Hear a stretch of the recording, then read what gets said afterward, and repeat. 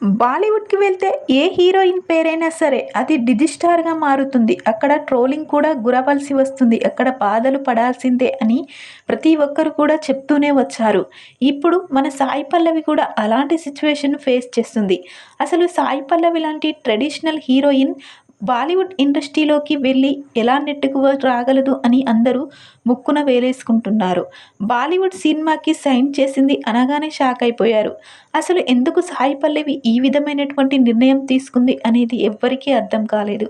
బాలీవుడ్ ఇండస్ట్రీలో ఎంతో ప్రతిష్టాత్మకంగా తెరకెక్కుతున్న రామాయణం సినిమాలో సీత క్యారెక్టర్‌లో నటించబోతుందట సాయి పల్లవి. రాముడు క్యారెక్టర్‌లో కనిపించబోతున్నాడు రణబీర్ కపూర్. ఈ సినిమాకు సంబంధించిన షూటింగ్ కూడా కంప్లీట్ అయింది.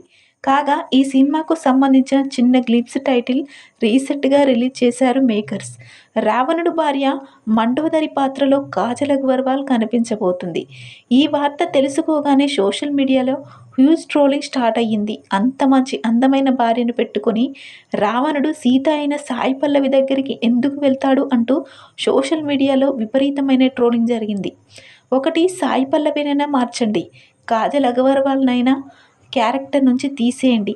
కాజల్ లాంటి భార్యని పెట్టుకొని రావణుడు సాయి పల్లవి దగ్గరికి ఎందుకు వెళ్తాడు? లాజిక్ లేదు అంటూ కొందరు కామెంట్ చేశారు. కొంతమంది సాయి పల్లవిని నానా రకాలుగా కూడా ట్రోల్ చేశారు.